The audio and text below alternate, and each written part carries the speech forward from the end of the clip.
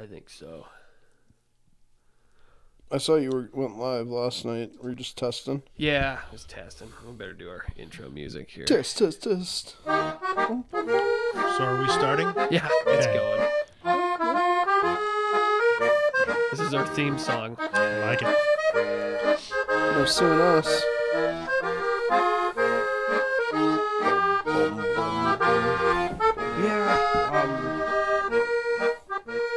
Kyle and Kevin's dad, I think, is gonna make some music for us. So, Oh, cool. yeah. So whenever that's ready, we can start using that instead of this accordion stuff. Uh-oh. I've got a couple people that should be watching tonight, so we may want to pay attention to the comments. Okay. Because if they do comment, they're going to be pretty interactive. Yeah, somebody bring up the stream because my battery's at like 15%. Yeah, I can pull it up. Thank you. What's up, fellas? Episode 25, I think, right? Ish. Project Ion. How's it going, boys? Pretty good. Pretty good. It's a Good, beautiful yeah. day in the neighborhood, but it's incredibly wet. Yeah, it sure is. Yeah. Again.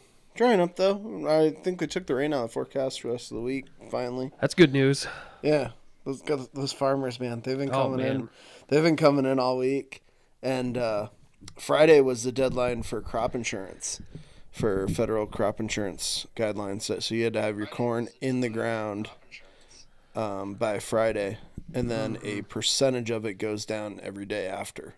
So like today you get 99%. Tomorrow you get 98%. Then 97 to like 75. Okay. I think might be a hard cut. At the floor. Yeah, kind of. Huh. But when you're talking Yeah, it's a lot of money. dollars, that's Potentially, yeah, right. a lot of dough.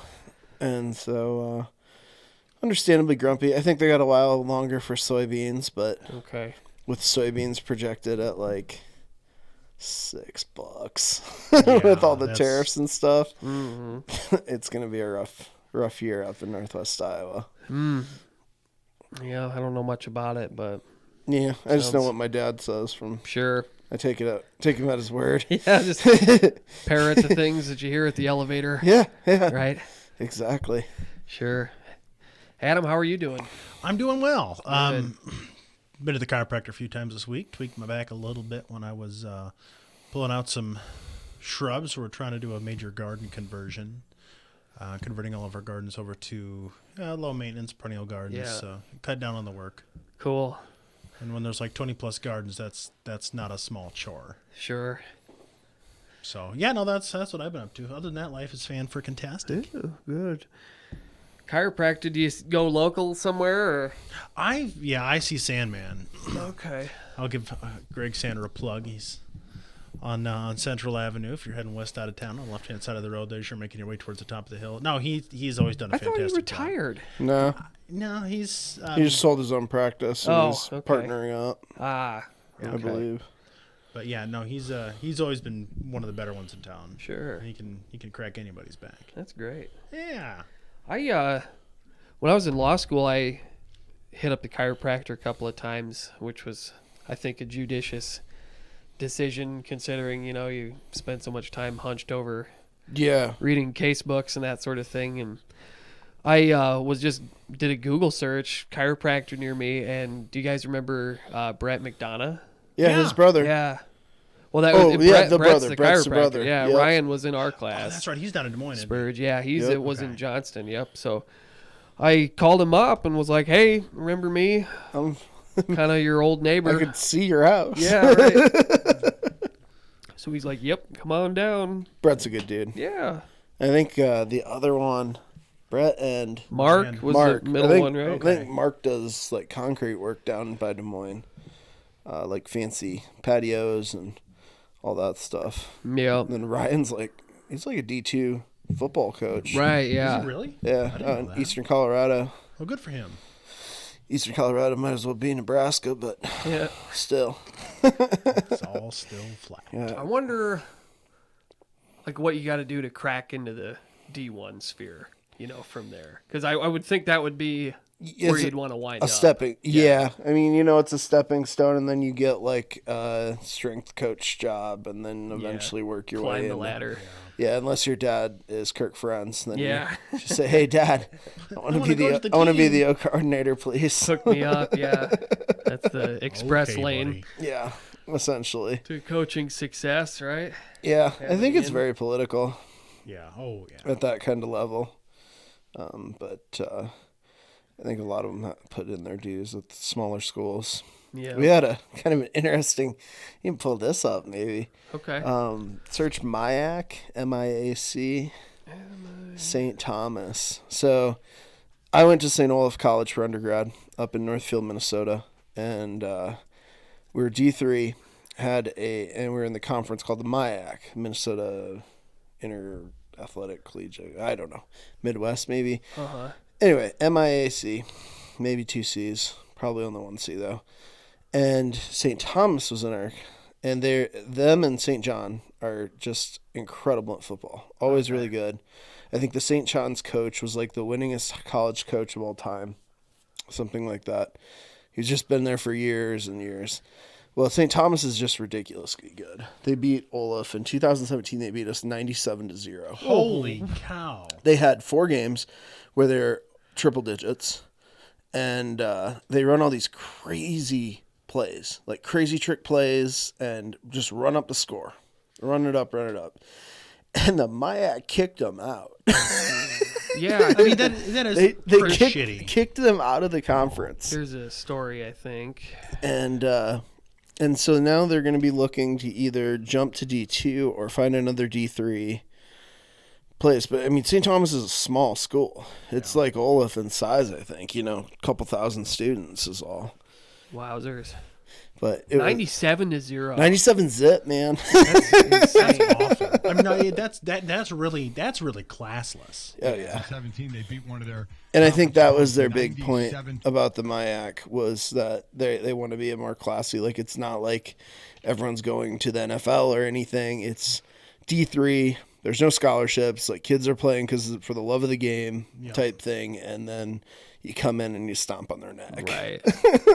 We can play that clip here real quick. Mm-hmm. To nothing. They routinely have blown out conference opponents with 9 of their conference victories by 50 or more points in the past 2 seasons. Part of it, Mike, they're saying is an enrollment thing. Their enrollment is almost double anybody else in the conference, and they're thinking about putting a cap on that. But basically, they got to be gone. The SEC has got to be thrilled right now because they are going to file the paperwork to get Alabama the hell out of the paint now. That's essentially what this is. This team came in 3rd in the conference in football this year. Yeah. They were tied for 3rd. It was one of their lowest finishes in a while since this new coach took over some years ago. They've been dominating everything. Glenn Caruso Sr. Yeah, Glenn so Caruso. they've been great for a while, and these guys are tired of it. And so, Alabama football is getting jousted out of this Are conference. you guys okay with this, just happening in a secret vote? Well, I mean, no, I'm not. But, what are you going to do about it? They're saying they're too dominant. They want them to move. They can possibly go to the Wisconsin Intercollegiate Athletic Conference if they want to stay in Division The III. WIAC. If they want to move up to Division II, the Northern Sun Intercollegiate Conference may look to add them because they lost one of their members. St. Augustine, I think, is going up to Division I. NSAC. Or they can try and go to Division I, but that's a 12-year process. So we'll see where they go. Or just join Notre Dame and, BYU. Yeah, go independent, man. Be That's what independent, right? all of the great programs in Notre Dame college But and who would want to play you if you went independent, really? If that's if that's the kind of Well, you're going to get picked up by D1 clubs looking to have tune-up games. Yeah. It's like Iowa playing fucking Mid-Atlantic State or, that's true, I suppose. some dirtball school that we're supposed to steamroll and Cupcakes. Hawks win by 13 maybe. Yeah.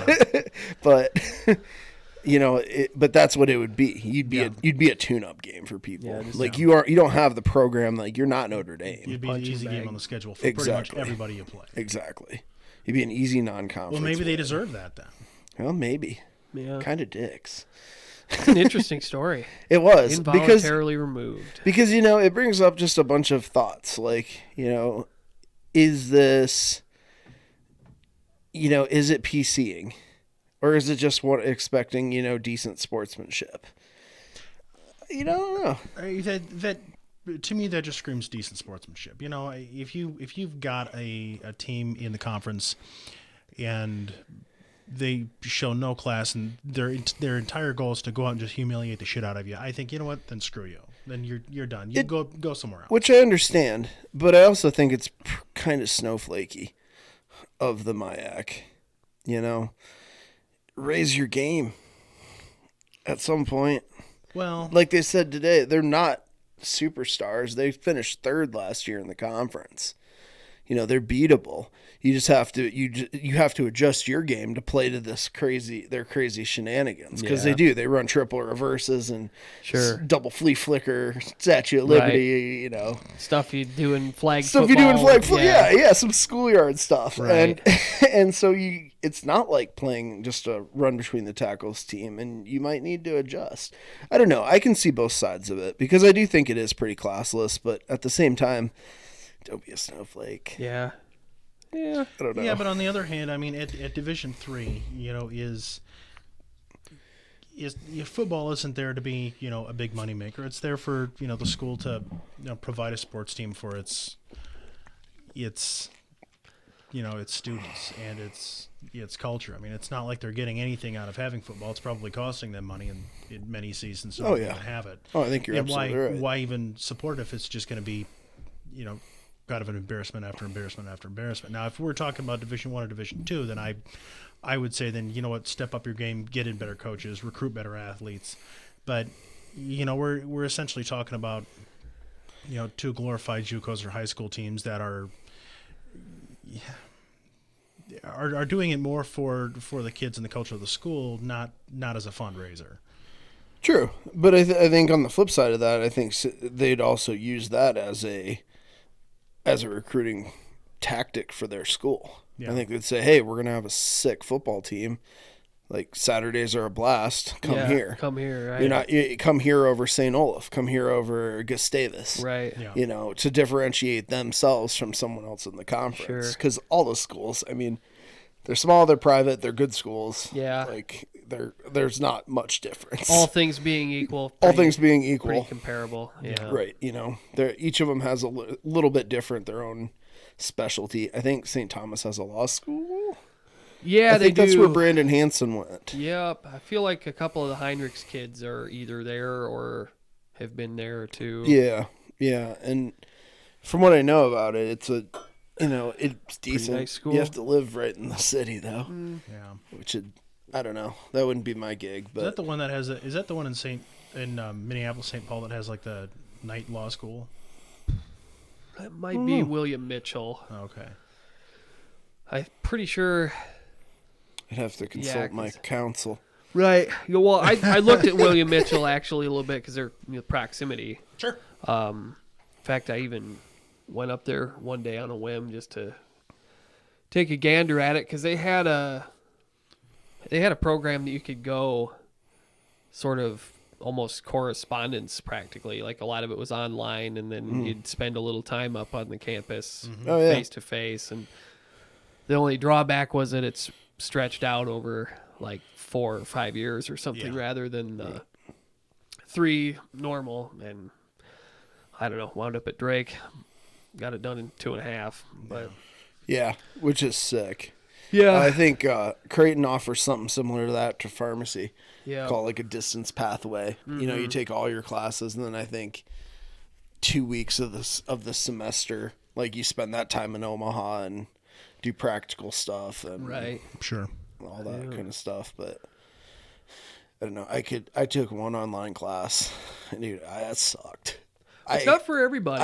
It wasn't my cup of tea. I like them. I've been studying some psychology stuff through ASU online, nice. and I like it because I can go through the class so much faster. Yeah. I mean, yeah, I have to. One problem that I've always had in school is I get bored about halfway through the semester. It's like, okay, just come on, let's pick it up, let's get this over with.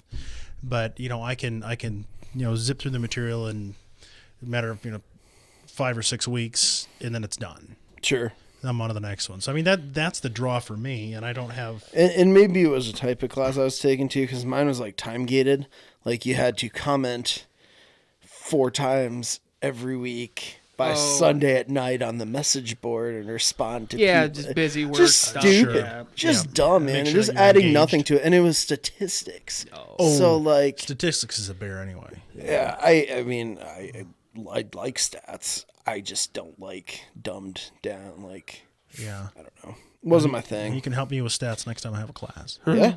Stats are my jam, man. I did all that down. I did my own stats. Well, not all my own stats. I won't say that, but I did some of my own stats at Iowa when I was doing that research. And actually applying it to something made it so much easier Yeah. Oh, to yeah. give a shit. I Rather than suppose. just like, all right, there's 14 different sandwiches and Yeah. 16 different combinations. Ugh, it's dumb. Reminds me of like Econ 101 at Iowa State. Every single hypothetical was always beer and cigarettes. So, just talk about so if the supply of beer goes up, then the price is going to go down.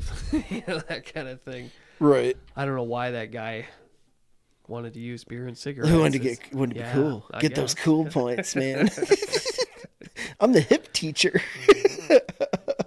Speaking of that, I taught Jim Senior the jargon, or the what the kids are all saying. Taught him salty today. How to use salty and Dude, I hope he uses it next I time hope he so comes too, into the yeah. pharmacy. Don't be salty, man. yeah. So he's got that figured out now. I finally heard what kids say bet, like Kyle was talking about the other day. Yeah. Goofy little. What does that mean again? It's like, yeah, right on. Oh yeah, it's like an affirmative. yeah. What is yeah. You're like, oh, we're gonna go out to the movie tonight. Oh Bet. yeah, bet. Yeah. Okay. Is that, it seems like it's a shortened. You betcha. Yeah, essentially. I guess is that where that comes from? It's or- either that or like You can bet on You can that? bet I want to do that, or Yeah. I don't know. I don't know. I don't know. It's a silly Kyleism because he's plugged into the Yeah. what the youngers are teaching. Plugged into the talking social about. fabric of today's youth. Yeah. You got to get hip with the times, Adam. Oh, I'm never going to be hip, and I'm totally cool with that. I still say groovy from time to time, and that was even before my time. Well, that's how the subject Who's came. DM? DM. I have no Oh, idea. we have comment? Oh, we got a few. I said Kyle sucks farts. That's what I hear. And then Gerald Kimmer said I'm the beast. And then Oh, yeah. whoever's DM says I assigned those discussions. So it's a teacher. I wonder if it's Yeah. Kevy. No, she's a teacher. I know who she is. Oh, okay. Yeah, she's not local. Yeah, I'm not a fan of those discussions. DM. And Gerald Greenberg said that vaccines are a lie created by the Jesuits. That's true. Oh, yeah, we got that lady. Yeah, I got the glasses on. Man, she was, she's great. Oh, Gail? Yeah. I think we watched a Gail video last time. I think it made Adam a little uncomfortable. It does make me a little uncomfortable. It just because you can't not piss half the people off when you talk about it. It's like you either piss the people off who don't understand transgender and the difficulty that they go through in their lifestyle, or the other way around. Yeah. I love topics like that where you just you can't can't win. not piss off Oh, yeah. the population. That's why talking about politics today is so scary. Yeah. It's why Fox and NBC and CNN, they alienate half their population every time they open their mouth, just like our late night TV. That's why I don't like that. Is because I have friends that I'm going to piss off no matter what I say. So Yep. Can't be anybody, everybody's pissing friend my anymore. friends off. Yeah. Well, I guess if people come to expect that out of you, then Yeah. who cares? All right, and that's where I end up being. I have a couple buddies, Kyle and Greg. Sometimes they watch this. By the way, if you Google my name, the podcast is one of the first things that pops up. Oh, really? No, yeah, Greg Uh-oh. told me that the other day. I'm like, uh-oh. But, They have to do a cleanse of yourself on the internet, right? right? But Greg and Kyle and I, we have similar thoughts on most things, but we tend to flip it around a lot of the times, say the opposite. And play devil's advocate a little oh bit. yeah, it's fun. Oh yeah. I mean, both sides are so predictable. Oh, sure. It's so predictable. You Yeah. can you say a situation and you can tell exactly what either of the two very vocal sides are going to say about a situation. Always. Yep. Yeah. Number one. Guaranteed. Yep. And then No. nothing's gonna get done because they're gonna sit on their thumbs. Oh yeah, well that's part of it. yeah. It's all posturing. I was I heard the like CNN had to lay off a bunch of people, and some of these news outlets their numbers are getting so bad, like the TV news people, that they're like trimming the fat everywhere in their budget and that sort of thing. It's because they alienated half their viewership Right. because they are slanting everything. Right. Yeah. Yeah. Well, and it seemed like it was all like the key demographic, the 18 to 50-ish, whatever people that, Yeah. aren't little kids and not retired people, basically. And everybody's getting their information on internet, YouTube, whatever. It's so easy to sort of tailor the way you take everything in. Yeah. That, It's really easy to customize what you want to consume. yeah, the traditional news cycle is over. Yeah, no one watches 6 o'clock news, my folks. Yeah. Folks like that. 5:30 news. They had a new anchor on the other day, and my dad goes, "Oh, this isn't my normal anchor." I'm not watching this. Like, you watch this shit enough to know who your normal anchor is? That's funny. Like, that's awful, man. Every so often, I turn it on in the morning before work. Oh yeah. But that's like once in a blue moon. Oh man, I love pop. I'm weird. I flip between Fox, CNN, and MSNBC when I'm driving long distances, Okay. and on the XM, Oh. and just constantly, because I love listening to the comparisons, and then I play a game where I try to call what they're going to say next and how Sure. they're going to bring it up. And the more ridiculous they are, the more I just love them. Sean Hannity, listen to him all the fucking time. Really? All the time. Always listen Why? to Sean. I didn't miss the Sean Hannity show there for like 2 straight years because he's so ridiculous and Well, that's so true. predictable. You know exactly where it's going to go every time. Period. So that begs the question: are these, people like Sean Hannity turning into the kind of the shock jocks? Like He is a shock jock. He is Rush Limbaugh. He's Rush Limbaugh, but he doesn't have an opiate problem. But are that we know they of. breaking into the kind of the stratosphere that is Howard Stern? No. You don't think so? You'll never touch Howard Stern. I'm a big Stern fan too. I've listened to a lot of Stern. Well, his show is just sort of about whatever, though, right? It's about everything. Yeah. Yep. He has guests. He has music guests. He has Yep. politicians. He has businessmen. He had Trump a lot. He Yep. has athletes. He has random weirdos that they find on the street in front of. Their Oh yeah, no, building. I watched one online one time, and Yeah. they wanted to know if they could convince a gal to come in and smell somebody fart, Oh yeah, they because that did. kid could fart in command, and so Yeah, they had what's the farter's name? They got this guy that like sucks air in and then farts, and that's his talent. And then they got, his mother must be so proud. that's about it. Yeah, Will the Farter. That's what his name is. Yeah. oh my gosh. And then there's Aptly named, I guess. yeah, right? and then there's Hank, the angry drunken dwarf, who comes in and drinks out of a baby bottle and just gets hammered on the set. And Yeah. well, you'll have that. His sidekick Artie, who he has no Artie Lang. He made a movie called Beer Leg.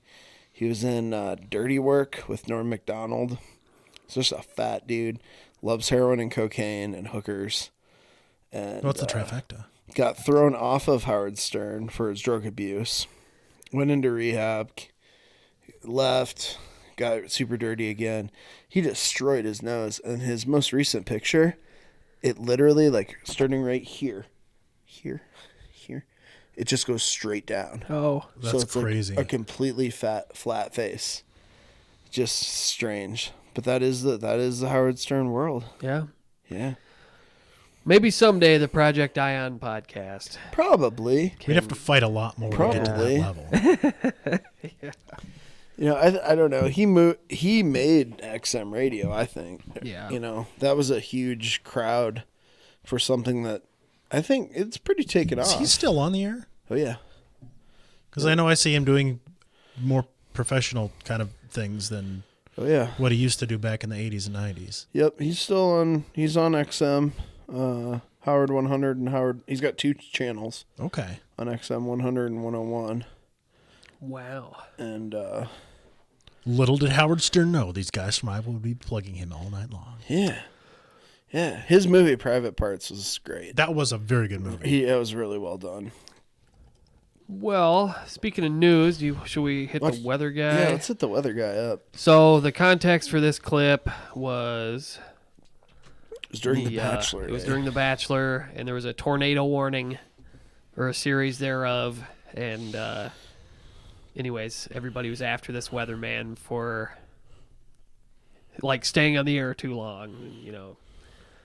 Anyways, take a gander at it. This heavy rain is between you and the tornado. That's why this is a dangerous situation tonight. It's dark. It's also rainy. I was just checking social media. We have viewers complaining already. Just go back to the show. No, we're not going back to the show, folks. This is a dangerous situation, okay? It's nice rain. Think about this. This was your neighborhood. I'm sick and tired of people complaining about this. Our job here is to keep people safe, and that is what we're going to do. Some of you complain that this is all about my ego. Stop. Okay, just stop right now. It's not. I'm done with you people. I really am. This is pathetic. But I mean, Good for him. I get it, but what a Good for dork. him. I mean, you know, he's trying to warn people about a life-threatening situation, and Bachelor. catty little chicks are wanting to know which skank's going to get the next rose. I don't know, man. I'm kind of sympathetic to the TV people. I tend to be too. Go back to the show. Oh yeah. Well, I mean, doesn't the weatherman kind of need it to be a super dangerous situation so he can, do you know, be So he can do his thing. I he mean, can be breathless on the air. and have the sleeves rolled up, jackets off. You Yeah, notice? right. He's Sleeves- really working down to hard. business. Right? Sleeves are rolled up. He's really reading that script. I'm done with you people. Okay, I'll check the weather with my damn phone. I mean, I don't know. Well, you know, I was curious about this. I looked some stuff up. You guys are familiar with the EF scale for tornadoes? Yes. Yep. Stands for the enhanced Enhanced Fujita scale. scale. Very familiar Yeah, with that. so F0 through 5, and it's like I believe the first time I watched Twister was right upstairs oh yeah, in I'm this sure. film. Oh yeah, I love Twister. Jim was a big Twister guy. Great movie.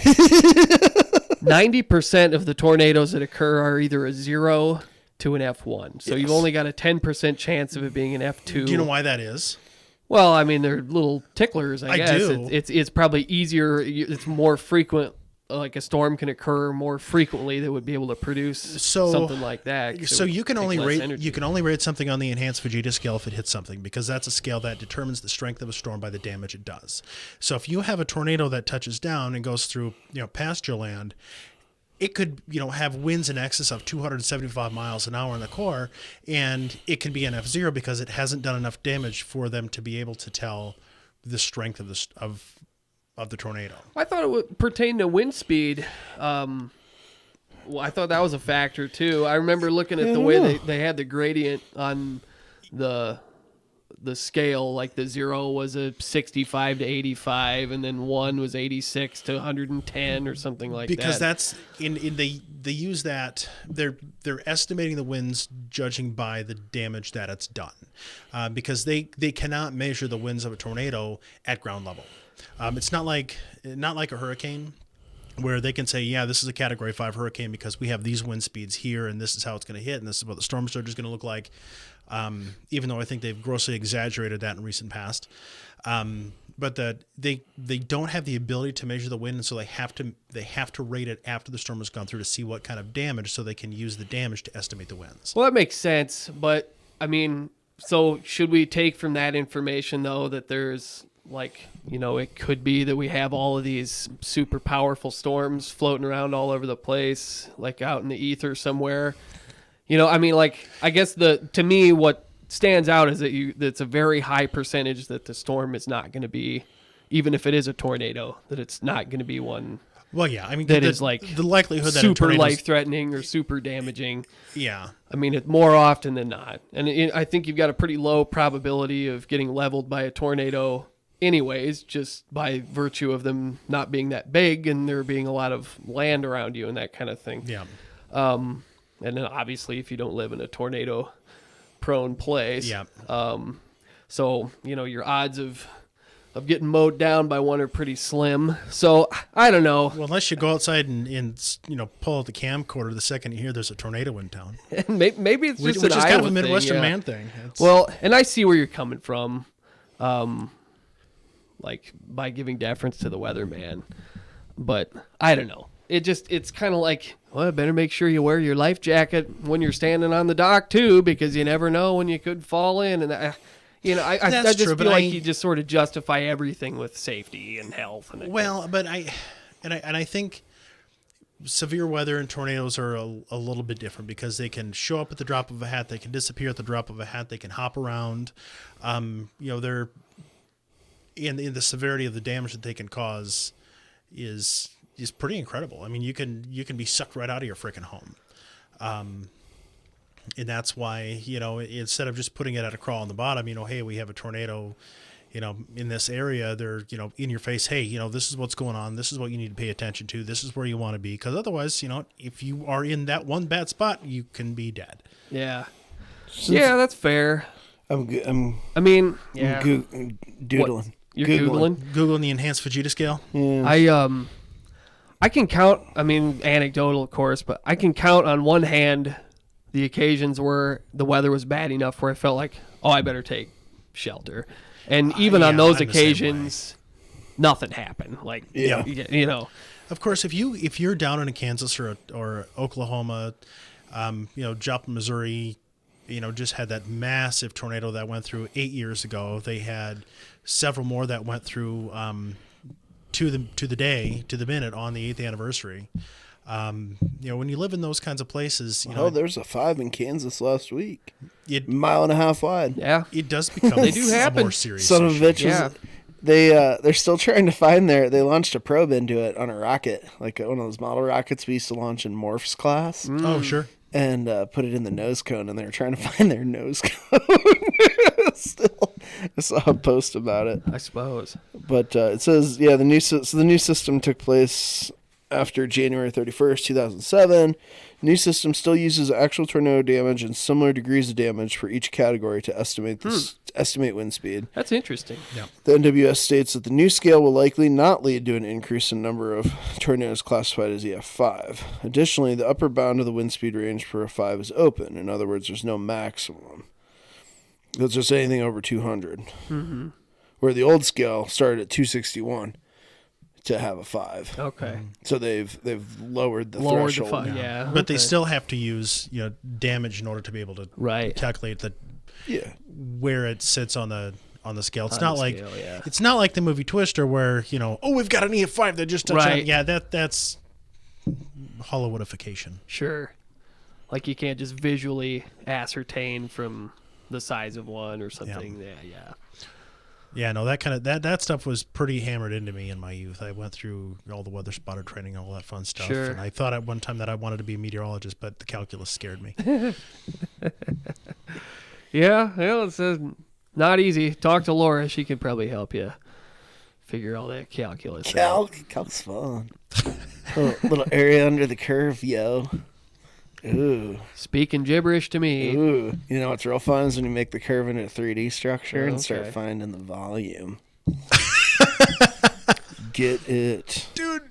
Yeah, I don't know if that sounds fun or not, but it does, Jim. Anyways, yeah, weatherman had a little, no, I don't know, bit of man. a fit. He was, just being a little baby. I don't know. I can't feel bad for the weatherman anymore. I call me like new fashioned or not liking. I mean, I don't feel bad for the milkman that don't deliver anymore either.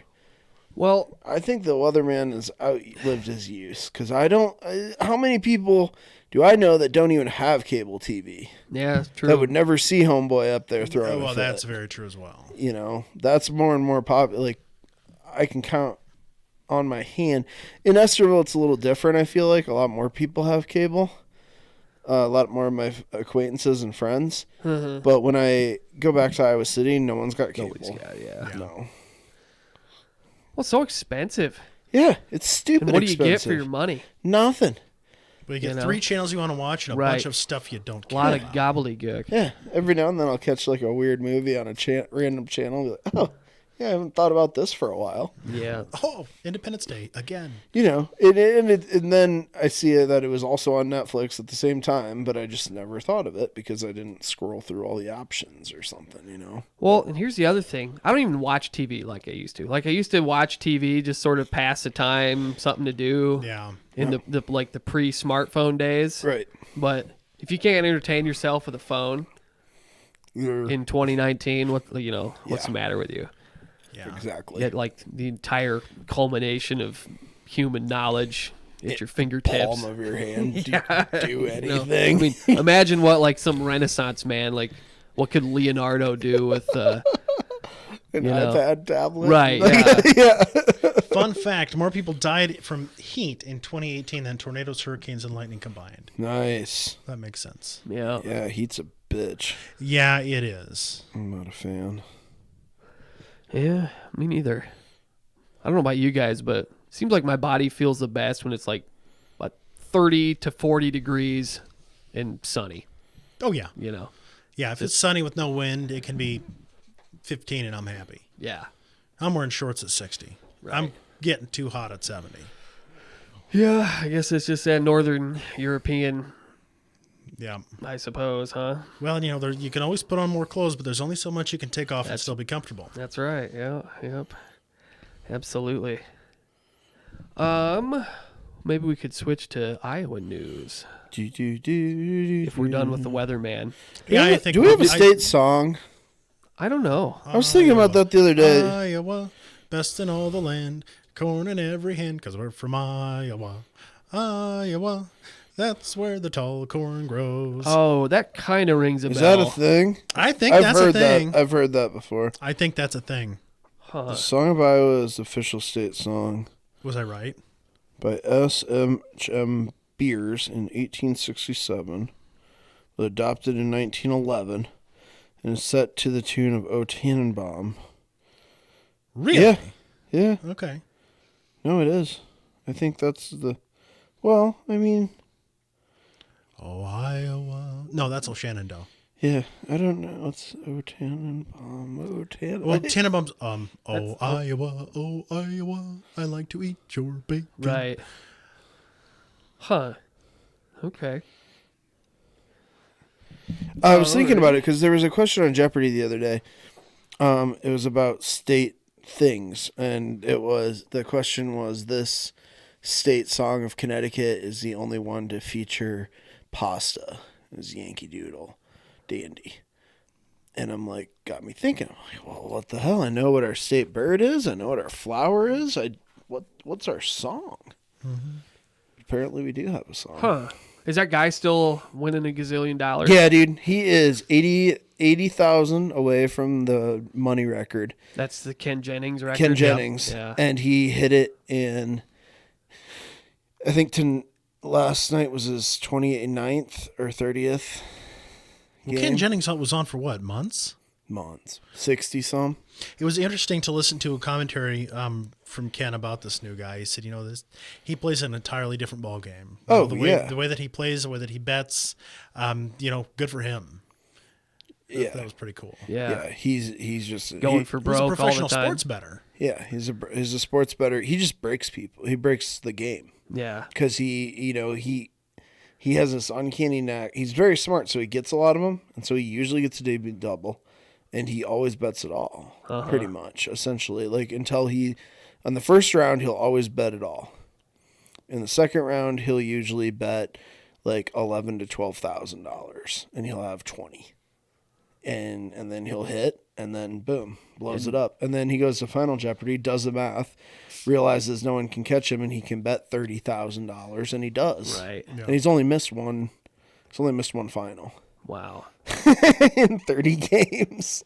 Well, the ratings for Jeopardy have skyrocketed since this guy was on. They had like a Teachers Week or something. Yeah, 2-week And- teachers and tournament. plummeted. It was Yeah, all nobody teachers cared. tournament sucks. And then those guys they're just not good. Sorry, teachers. Uh-oh, teachers. I don't think it's all teachers. I just think the salty teachers that end teachers up on and giants. Jeopardy. I think we need Quizmaster Dave to get on Jeopardy. Oh, yeah, we do. You know how much quiz that dude has seen? Oh, my God. So much quiz. 35 years of quizzing. Senior would do good too. Senior Scrappy in Quiz Bowl. Yeah. He knows a lot of uncommon knowledge. And if he got a Star Trek question, Dave Senior Finley Finley. would take him to the cleaners. He might, yeah. I'll always bet on ELC, Oh, especially absolutely. over Bishop Garrigan or whatever they're called over Bishop Garrigan. there. No, thank you. Algona Garrigan. Nemesis. Well, that's a great segue. We're talking about teachers. This is a new story out of Des Moines that the context is essentially teachers are like quitting their jobs because it's so wild and crazy. Wild and crazy kids. So let's take a look. Screaming, cursing. I completely understand why they're afraid to talk to you. Imagine going to work expecting to be subjected to violence and property damage, and we're talking about in elementary schools. Most of us wouldn't put up with it from adults, much less children. But Dan, you say teachers are really considering calling it quits. Some of them already have, Aaron. I got a call from one this afternoon. She was in tears, and these teachers can identify. Sorry you guys can't see it, but the one lady is like put her name out there and stuff, but the other one is all blurred out Hiding. Because the school board, for she's afraid of retaliation. Now, we've concealed the shouldn't identity say on the she, right I here. guess This I don't person know. is afraid administrators might retaliate for speaking out about this. On the left is Ashley May. do they This Des Moines modulate her teacher is voice? so fed up with out-of-control behavior in and around her classroom, she reached a breaking point. Most people, I don't think, realize kind of what's happening. We get screamed at and cursed at daily. What do you do when a child threatens to throw scissors at you? What do you do when a child punches? I think that's probably a woman. Oh, yeah. Oh, yeah, it When is. they do the modulation for the men, it's like, you know. What do you do? She's sitting in a darkened room. Yeah. And it's kind of like the old unsolved mystery. Yeah. To To protect the innocent. Update. update. So this actually brings God. Last week on our show, we discussed that aliens were out probing this cow. John Doe was apprehended in 1991. Update. That dude's voice. Sorry, Adam, we cut you off. No, that's okay. You're up. I don't know what the heck I was gonna say. Well, so the thing that stood out to me so much about this story was like, I mean, what kind of clown world are we living in where kids are running the show? Yeah, Yeah. I mean, seriously, like, what the heck? Who do we blame here? Everybody. Yeah. I don't know. Not me. I just give them the drugs. That's right. Blame the lawyers, maybe. A bunch of Yeah, dude, they're probably happy litigators. That's right.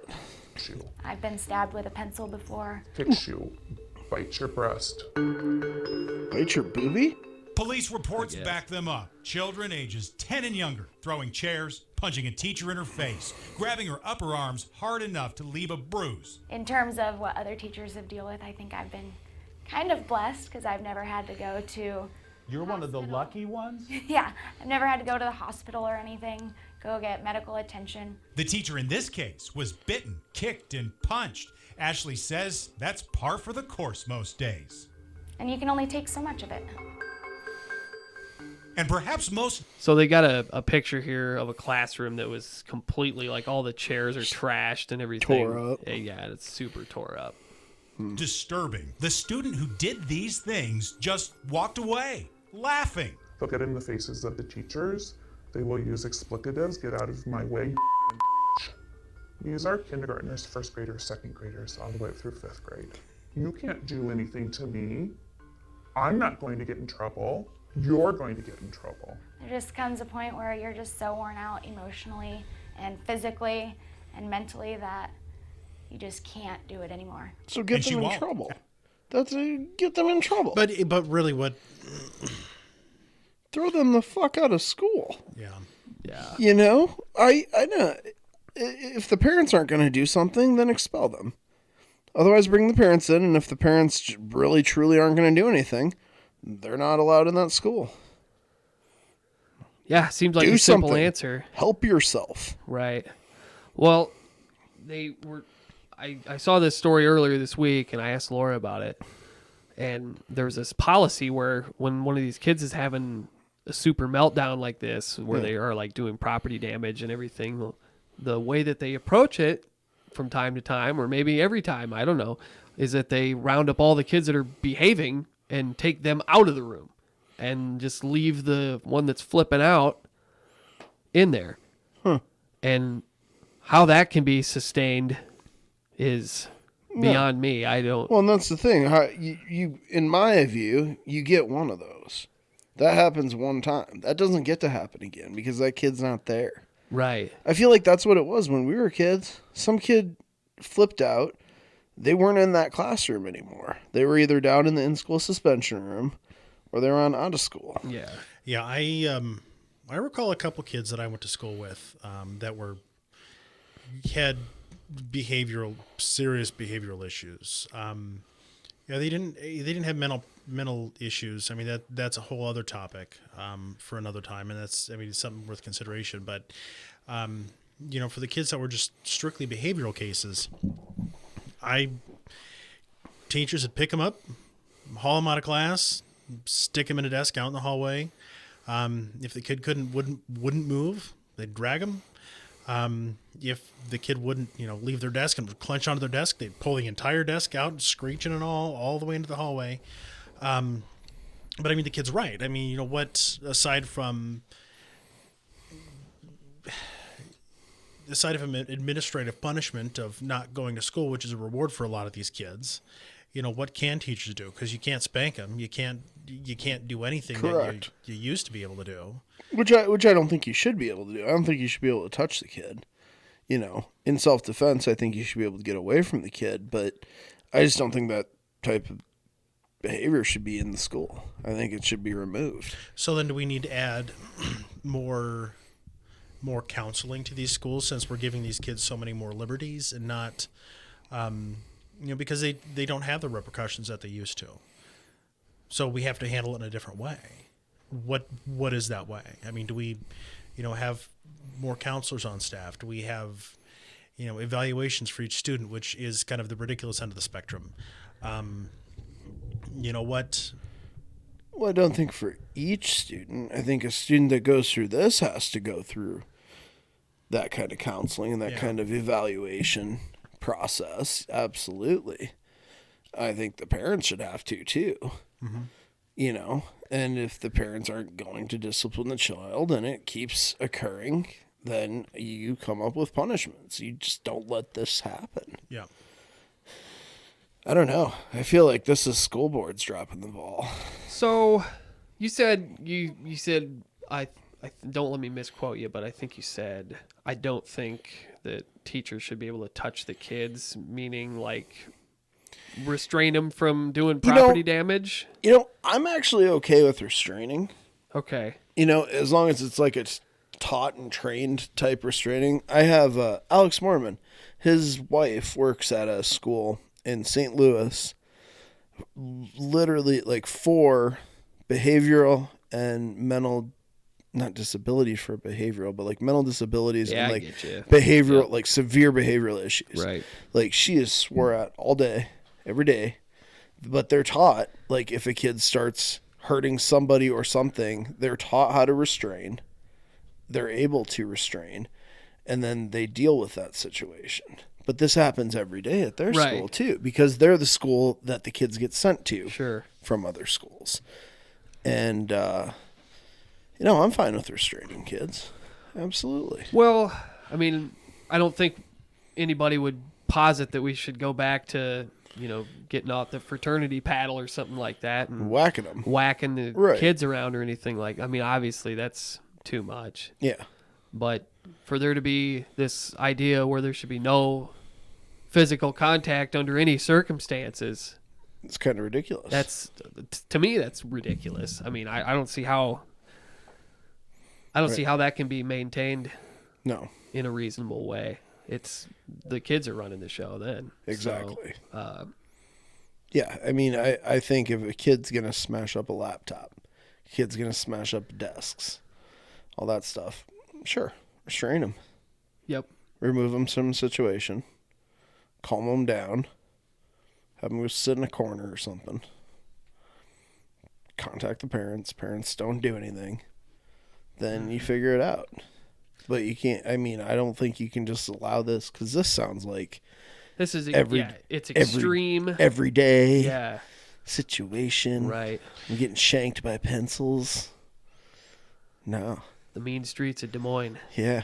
Well, my dad, I told him Jimmy's got some article about some crazy kids like just behaving crazily at school in Des Moines. He goes, I bet it's Hoover. Where he went to elementary school. He's like, That's I a bet tough school. Hoover East or North. Yeah, well, I don't know. I don't think they say for sure. That's funny. Which school it is, but we can go back to the. Ashley is leaving her second grade classroom in Des Moines Goodrell next fall Middle to School, take a job in maybe? the suburbs. But experts say that doesn't mean violent outbursts won't follow. It Got can a happen clip of a anywhere. kid throwing a Every chair. state in the country. And it's not an urban issue or a rural issue. It's a school issue. Mary Jane Cobb See, this is directs where the we need Teachers Laura to Union, come in here. The Iowa State Education is that an issue in Association. Esterville? She says teachers have been sound. I don't know. I doubt that they've got some kid, destroying a Running amok. computer lab or something like that. Knowing the people that I know in the school, I Right. don't. I Think feel like that's I would have occurring heard yet. about that. Right. So one thing that they're not doing in the article is clarifying if these are strictly behavioral temper tantrums or if they're like kids that have some sort of mental issue that are having legitimate meltdowns. Yeah. I don't know the answer to that. I doubt it's like a special needs situation. I mean, I guess they did say we were talking about getting sworn at and you can't do anything to me and right. Now that's an intelligent kid because that doesn't sound like a special needs situation No, it to me. doesn't. Sounding the alarm about this privately for years. The administrators tell us to not touch the children, even when they're destroying their classrooms. And you mean really destroying? When I say destroy, ripping things from the wall, creating holes in the wall, ripping up textbooks, throwing tables, throwing computers at teachers. A child cracked this heavy wooden door. And get this, when a child becomes this destructive, teachers are told to take the well-behaved children out of the classroom to safety in the hallway. And what you just described is very frustrating. That's what they call a room clear. So they get to tear apart the classroom for as long as they want. Yes. How long can that go on? 10 minutes, an hour. An hour? I could, yeah. What's left of the classroom at the end of that? Are you saying that a violent child's quote unquote right to destroy a classroom trumps all the other children's right to learn? Yes. As it is now. We are talking about everything. So we took these frustrations directly to Superintendent Dr. Tom Ahart. It's actually at the top of our priorities, and we're actually actively working on plans for next year as we speak. Ahart says he gets it. He says his 2,800... Are you not buying it, Spurge? No, dude, that's classic administration double talk for like, get out of my face. We've got a plan. We've got a plan. It's top of our list. We are coming up with the plan to make the plan. Yeah. And then it's going to be a 5-year phase in. We're going to incrementally adjust to these tornado children. And then we're going to assess and then re-implement the plan. I don't know, man. So ridiculous. I think you maybe touched on what the Spurge plan would be to this problem, but could you maybe clarify it for us one more time? Get these kids the hell out of the room. Yeah. And I had a lot of fun in school. I was a talkative child, but I like to learn. And I'm not going to learn when little Bradley's over there throwing all kinds of stuff all over, and then I got to go stand in the hall away from everything. It was the exact opposite, and I remember sitting in the hallway with you a few different times because we got booted out of class. Yeah, because we were talking. Yeah. Yeah. I mean, and I should have been. Right. I mean, it was kind of a good thing. I mean, yeah. Oh, well. Didn't need to learn anything that day, but. So it goes. But so it's been a complete reversal of the old standard, right? Now the exception to the rule has become the rule, I guess. Are we to? I guess. Yeah. I don't know. I'm sure there's fear from the administrators regarding liability and lawsuits. Well, I don't understand how that What's could the be a case thing, law? though. Hard to know. I mean, not without a big Digging retainer in. to do all sorts of research, boys. But I'd be happy to look into it for you. Pony up, Yeah, Shep's right. PC repair. I need to pay Jimmy's time for a month. Well, I mean, I don't see how that wouldn't fall under the scope of the job description for people Providing in a an- school. Like, we got a kid that's turned themselves into an F5 tornado, and they're going around destroying the classroom and stuff, Right. and are a threat to their own safety as well as everybody else. Why the hell can't you? I mean, if we're talking about a first grader, why can't you grab them, pick them up, carry them to the gymnasium or out in the lawn and start spraying them with a hose or something, and say, "Get out of here, go away." Shoot.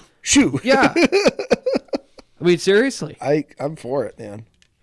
So I don't know. This So is pretty anybody scandalous asking to why me. these kids are acting up, or is it just that the kids are behaving and focusing it entirely on them? It's interesting you bring that up because I was reading the comments about that because like the way I saw this article is like it was posted on Facebook, and of course the comment section is everybody offers up their analysis on the blame game of who's responsible and all of that. And it's like, oh, this is all because parents aren't spanking their kids. That's right. This is all a big mental health problem. Just because a bunch of snowflakes had Yeah. kids. People cutting the funding. You know, like it's just one thing after another. It's like, no, I'm right. No, I'm right. Well, and the frustrating thing about news articles like this is they're giving you one side of a picture without any piece of context. So they're That's not very true. They're not saying, hey, this kid comes from a broken home. He's been abused, and he doesn't know how to act, and so he misbehaves and he takes it out on his teacher, as opposed to the kid that does have mental problems, doesn't know how to control his anger or actions, gets frustrated, and stabs the teacher with a pencil and rips stuff off the wall, versus the kid that is just an asshole who's smart enough to know that, hey, I can get away with whatever I want to and causes trouble. They're not talking about any of this. They're just talking about the behavior. It's kind of the equivalent of. Correct, but my understanding of this is that it's not like an isolated incident, like one kid. To me, it sounds like there's multiple kids over multiple school districts or classrooms or whatever that they're talking about the issue with. Yeah. And so, I don't think any of those things are new. Like, we all knew kids who. Well, yeah. I mean, I described 3 kids that I went to school with. Right, but they weren't always in the general classroom. Yeah. You have classroom for kids with behavioral difficulties where Yeah. they can have a para with them and they can have a teacher and they're not disturbing the rest of the class. Like that, I don't know if that went away. Is that still a thing? The room you maybe if it you- has in these if you school get assigned districts, to the and maybe room, that's you where they never leave. That's why they have these problems. In a lot of these schools, do they have a Mr. Clegg where the kids that have behavioral problems go down and learn how to play chess so they can think before they act? Yeah. That's. Yeah, well, to your point, Adam, about they don't delve into the context and everything, and they're only talking about the behavior, but isn't it the behavior, regardless of how we arrive there, that's the problem? I mean, all the kids are there to learn, right? And we're trying to, boost society by educating our children, and it's coming at the expense of the group. There are 2 issues. I mean, there's the issue with how the schools are handling kids with behavioral difficulties, and then there's the issue of how are schools addressing these children with behavioral difficulties. Is it, the reaction to, let the kid just, have his temper tantrum and everybody leaves so we can, burn his energy, is the absolute wrong way to go about it. Pick the kid up, move him out of the classroom, do whatever you have to do so they're not disrupting the other students while they learn. But the kids that have known behavioral issues, we also have to have something in place that's addressing why they're behaving the way that they are in school. Because to your point, Andy, we had those when we were in school. We had those, the kids that had behavioral problems were in school for, were in their class for part of the day, and they were out or, in their special classroom working with people who knew how to address or handle and address these problems. Yeah. Well, I think they have measures in place for assessing kids if they've got additional stuff that they need or whatever. I know there's things called IEPs that are I think it stands for Individualized Education Plan, and I think there's behavior versions of an IEP and all of that, and it's all sorts of paperwork and stuff, and you can assess it and see how a kid is doing, and implement the plan. Yeah. Yes. I don't. It's too complicated for me to care about, I guess. Well, and it's something that we can say, well, we have a problem because kids are flipping their shit in school, but I think it really does a disservice to the teachers, the students, and the parents that are involved, because it all puts everybody into one little can. I mean, the teacher just can't handle their kids. They don't know how to teach. They don't know how to. I mean, you've got that class. Then you've got if these kids were just spanked, then that would solve every problem. Right. Then you have the like you were talking about that these kids all need mental health treatment. Well, that's not necessarily the case. Yeah. But I think an article like that kind of does a disservice because it lumps this problem and these people into one category when really there's so much more involved. Yeah, well, I suppose more nuance is always a good thing.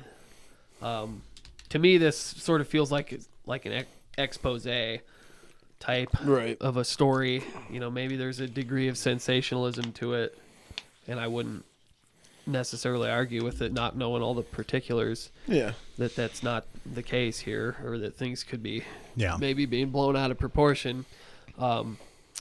So that's a fair point. But all that said, I mean,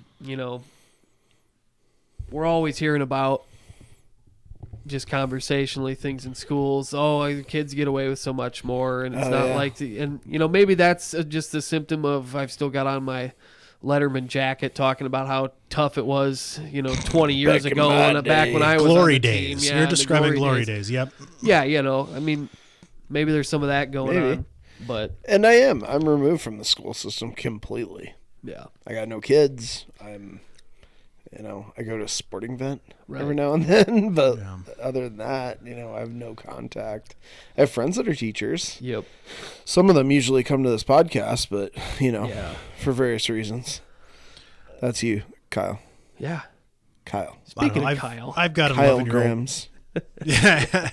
I've got an 11-year-old who's in a larger community, in a larger school district, or school district, in a school that is it's big, it's diverse, it's a good school, but I've never heard him talk about seeing or witnessing any of these kinds of behaviors. I don't know any teachers that are being stabbed with pencils. I mean, I may be wrong. I haven't had a good conversation with Kyle in a while. Yeah, Kyle. I mean, do your chemistry students come up and stab with you a pencil when you give them an F? I don't know. I am inclined to think that they're taking some incidences and sensationalizing a little bit, but again, I don't know. I don't know. You throw white phosphorus at them. Yeah. Take some sodium and throw it in the sink. I think we knew a guy that did that. Cole. We did that in college. Cole and Ben. The brand new. Not surprised me Ben was involved. The brand new lab. I'm assuming you talk about Shonk? Yes. Yeah. Oh, yeah. Of course. Colmo. I want him on this dang podcast. I know. I can push his liberal buttons so hard, dude. Yeah. Oh, man. I can just get him raging. I don't understand why he won't come on now. Now I mean, he's got nothing to lose unless he's thinking about running again. Maybe he's going to run for When's the president. next supervisor We only have election? 20-some candidates. I don't know, but he's getting written in for mayor again. I have been every election since high school. Of course. Maybe I should start that. Yeah, dude, I just write in Cole Beardsley. Yeah, if it gets, Well, wasn't it like I don't know? I wasn't around this last mayoral election in 18, but wasn't it just a giant cluster here in Esterville? There's like is the 8. mayor? They didn't have enough. Right now it's Kenny Billings, but they didn't have enough for a plurality or something, and so it went to a runoff. And I don't know. I can't remember. anyway, I heard it was just this big cluster. Sounds about right. Does it matter but- who the mayor of a town the size of Esterville is? No, Yeah. but you get to be mayor. Maybe Yeah. Maybe I should run for mayor. Another feather in your cap. I think we should all run for mayor. Yeah, we should. Yeah, run on a platform. Mayor Spurge, I'll vote for you. Need a platform. I'll run again. I'll run against Big Stink. Yeah. And Oh yeah, that's a winner right be there. pro pool. Pro I think that's pool, getting popular. Anti Big Stink, yeah. Anti Big Stink, and that might be a winner. might be a winner. I don't know. People are getting all pissy at the school system. It's sounding like. Yeah. Like I was surprised at Lots how of drama. all kinds of drama at the school board meetings now. And Really? Maybe I should go to one. Oh yeah, I wanted to. I haven't gotten an update on what happened at the last one, but the one before that, there was like 80 people or something at a school board meeting. Wow. So they're worried about the second graders. I read an article about. Why are we worried about the second graders? Their test scores are down, like way down comparatively or something. And Yeah. I don't know. Those test scores, man. Standardized tests. They're also the tiny class though too. There's only like 66 of them. Oh, geez. It's like 66 in a class. Weird. And so they eliminated a section, I think, or something like that, for that class. But Did we have over 100-ish or so? we had 127 or Holy 120. cow! We had 105 with the junior Forest Ridge kids. That wow. that was junior year. Okay. When my folks helped with prom. Okay. We graduated 97. Oh, okay. Yeah, we had We had a mass exodus. Yeah. Okay.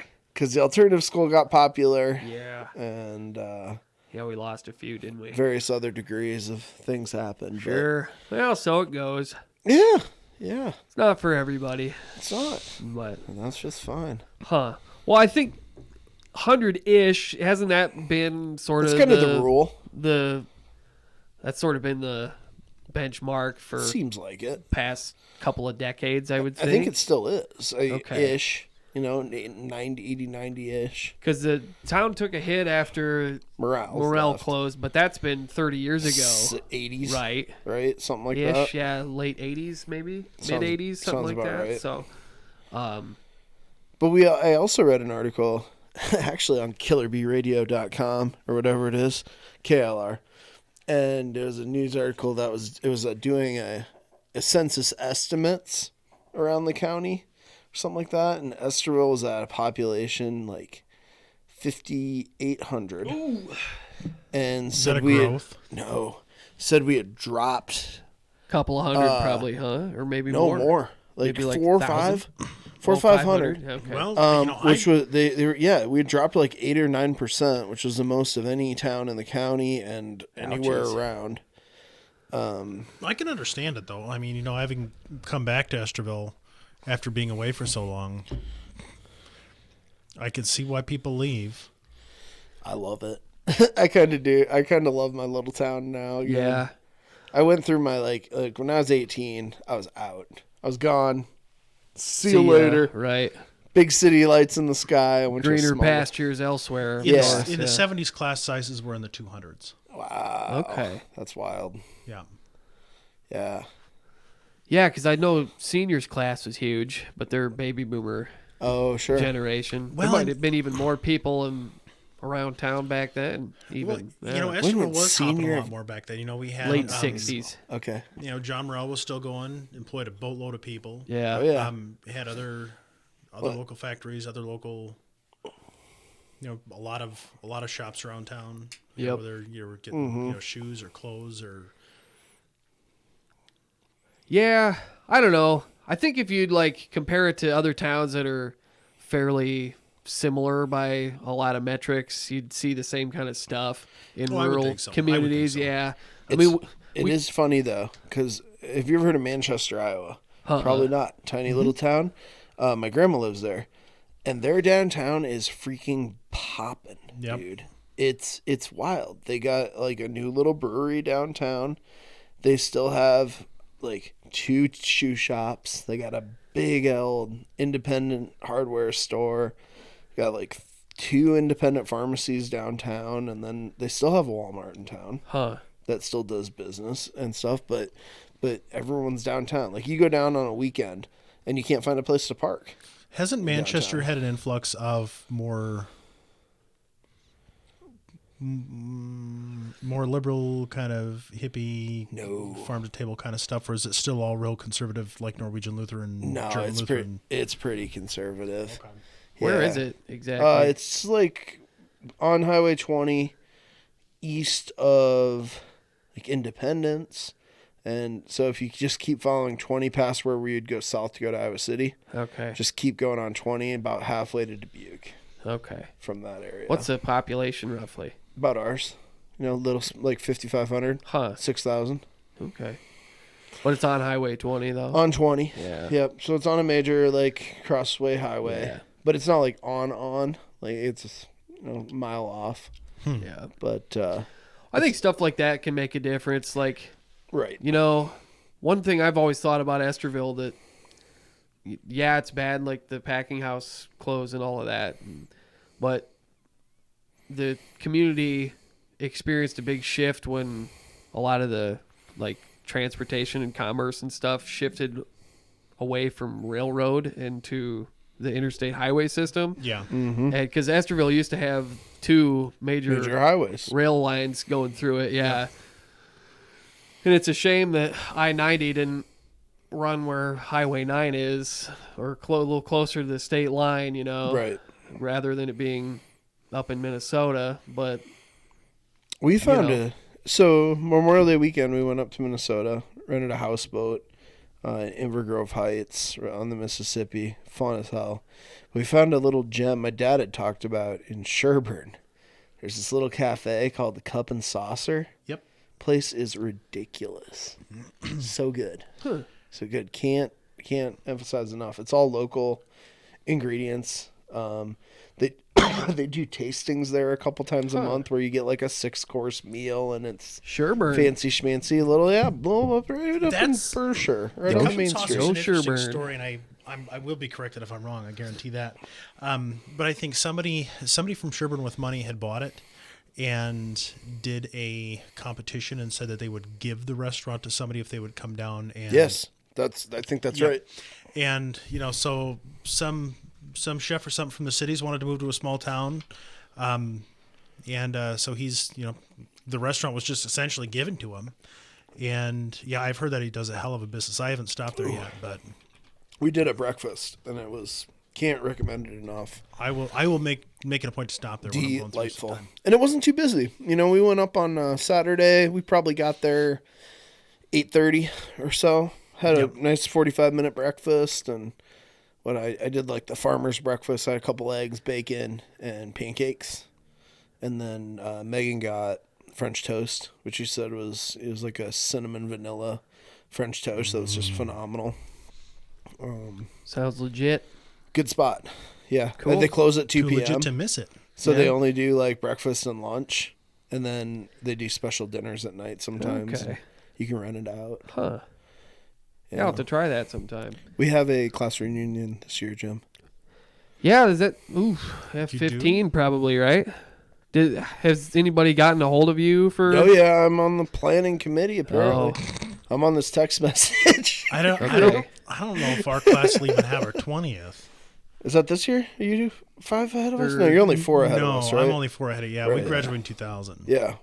But, I know Adam Schunkweiler was our class president, and he doesn't have any interest in doing that kind of stuff. And so Megan Johnson kind of took the helm and planned the last one. And she's like, I was happy to do the first one, but I'm not doing the next one. So I don't think anybody else is going to probably meet at the Woody's or something. Sure. Yeah. Craziness.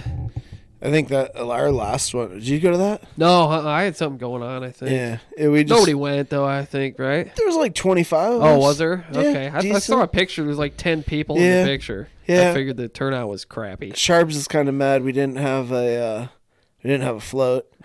He wanted to float in the parade. But we just grabbed a keg and like plopped it at the shelter house in Fort D. Just got drunk. Nice. I think this year they were going to run a golf course. Something like play golf and eat out there. And, sure. Yeah. So we'll see. Yeah, that might be fun. Should be exciting. I don't know. It'll be on Sweet Corn Days weekend, which is always wild. Yeah. What is that? The first weekend in August? August, yeah. I haven't been to a Sweet Corn Days in years. It's like August 1st and 2nd this year. It's getting bigger all the time. I've heard that. Yeah. I don't have to work this year again. So that'll be nice. Yeah, how'd you work that out? It's just, well, there's Luck of only, the draw? There's only 2 of us. Yeah. So we always work the same, and there's 52 weeks in the year. So we always work the same week. It's not bad. No, but I got Thanksgiving, Christmas, and Easter. I remember what that's like. But working those holidays, yeah. Yeah. Part of the job. People need Sure. drugs. I don't know. And usually the store's closed, but you just have to be in town because you're on call for nursing homes. Sure. Gotta get take care of my oldies. Right. Yeah, I got in a big argument with somebody one time over, I was like, the high school reunion is like a dinosaur now because Facebook and social media and stuff We don't need to totally catch replace up. it. Yeah, I mean, all those like superficial questions that you'd ask somebody, like, oh, where do you live now? Do you have any kids? Did you even click on my profile, dude? Yeah, you can answer all that stuff. And whoever it was on the other side was like, no, it's a load of crap, blah, blah, blah. I used that picture of the 10 of you standing at the 10-year reunion for our class. I was like, here's my evidence. There's like 125 of us. And yep. I think that the people who Nobody showed up. really care about staying in touch with their friends from high school are staying in touch with their friends from high school, and nobody else cares. And it's a lot easier now, Yeah. Everyone having cell phones and every other kind of access. Yeah. I mean, the ones, I don't know. It was kind of fun to talk to a couple people from out of town. But a lot of it was just kind of awkward conversation because you do the whole, oh, where are you guys at now? Oh, cool. Okay, you got kids? Yeah. So what do you do now? Oh, right on. Then what do you talk about? You rapidly Then what went do you out of talk stuff about? yeah. Oh, God, yeah. Then you relive glory days. You do some glory days. Oh, you remember Mr. West? Dude, oh, yeah, Mr. West. Dude, I get to see him all the time. I love it. We just skipped World War II. No, that was Macaulay. We skipped World War II because Mr. West was ahead of us. We're skipping World War II. So this happened. We're done. Oh, man. Yeah, you got to do the eyes, though. Yeah. Beavis. Man, he was wild. But yeah, that's true, man. You do just talk about yesteryear all the time. Yeah, which is fun. There's some fun yesteryear stories, and Homecoming getting canceled always comes up. Right. Why was it canceled? Because Ben Schockweiler. That was 2002, right? 2002. Yeah, we were sophomores. It was in the prime of TPing. Back when, there'd be 35, 40, 50 kids out there. Yeah. We called the cops on us first night because they wouldn't come chase us. So I still remember because Chris Furman was one of the few kids with a cell phone. Chris Furman gets on his cell phone and calls the cop. You got to get out of here. It's getting crazy. There's kids everywhere. And then I see Barney Fife ripping into the parking lot with his lights on, and everyone takes off running. Then realized they don't really care, so came back, got pictures of the dog getting TP'd, and he TP'd the police dog. And then the next night, I think, Ben, wrapped some TP around a door or a door handle and lit that on fire. And then they got mad about that. Yeah. And so Miss Bish canceled homecoming. She canceled the pep rally and the dance. I think that was it. That was the big things. Well, that doesn't seem fair. You're punishing all the kids for something one kid did. Right. Yeah, but it turned out better because we had our own pep rally in Library Square, and the whole town was there because everyone was out for the parade anyway. So that was rad. Through their own dance, I remember. And then some parents rented out one of the Skateland type buildings, the one next to it, and had our own dance. Yeah, man, it was dope. And there was no security guards or like the breathalyzers. No breathalyzers. Or anything. They were breathalyzing you guys? We got breathalyzed every 5 Everywhere. steps. Everywhere. Wow, they Everywhere. did. Hair blowing They this. didn't breathalyze us. Yeah, I know. Maybe we're why they breathalyzed you. Could be. I don't know. There was an incident regarding a lady dancing on speakers. Yeah. I believe. Oh, there was I think it was a culmination of all sorts of shenanigans, incidents. But yes, the dances for us were and then no one like no one went. Well, yeah, I remember like 9th grade dances were awesome, huge. You know, Yeah. everybody Everyone's going- bringing glow sticks and like it was just like a big rave and stuff. And then something happened and it was And then like halfway through sophomore year or something. Yeah, it was or like junior getting year. carted around while you're incarcerated or something. Yep. You'd have to blow in it, and it wouldn't give you a number. It would say green, yellow, red. You wouldn't get a number. It was just this subjective thing that she bought. You know. Which- Here we are living in the gulag. Yeah. Oh, dude. And prom. Seriously. You remember prom? It was like before the Grand March, you got breathalyzed. Before the dance, you got breathalyzed. Before post prom at the RWC, you got breathalyzed. There's like 3 or 4 breathalyzers. That's nuts. Checkpoints. Yeah. It Nothing was but checkpoints. Yeah. That's crazy. Pat downs, I love cavity Ben, searches. Ben Shankwa. This story's been told before, but he then made posters that said if school spirit was Jewish, Mr. Krebs and Miss Bish would be Hitler. And hung them up around the school. And then he got called into Grims's office. Go figure. Right? He calls into Grims's office and there's one of the posters on his desk. And it says Ben Schunkweiler, question mark, written on it and circled. Ooh. Yeah, he was a thorn in their side. Yeah. He was too damn smart, too. Well, yeah. Some people like to just watch the world burn. Yeah. Right? Absolutely. God, But so I mean, bad that's joke. their fault. That is pretty gulag. Well, Yeah. it was too much. I remember writing a Pepper article about it when we were seniors, nice. complaining like it was. I should have done Pepper. Yeah, I think that would have been it was fun. a nice opportunity. I did. You're supposed to do like go hit the streets and get on the beat. Get the beat. Yeah, you know, and like I literally did zero Beat research. reporting. No, it was all just opinion stuff and like I was fake newsing. Back news? before. I was fake news Before it was It was cool. popular. way before it was cool. Oh, totally. I was just making up stuff and like somebody wrote in and said blah blah blah blah blah and here's what I think about that, you know, and like people loved it. I still will be like, oh man, when you used to write for the school newspaper, seriously, no joke. That's funny. Yeah, I never. I wrote for just the made school fun of newspaper. everything. Oh, yeah. Pepper was great. great, man. Yeah. It was like you. Taylor was on that. Yep. Tyler Moffitt was in our group. I remember. T-Moff? Yeah. He'd be an interesting cat to get on here Yeah. sometime. Yeah, we should get him on sometime. That'd be fun. He's reviving the Warm Whiskey Warm Band. Whiskey Band. Yeah, they're a good Yep, group. They're Yeah. getting back together and recording down at.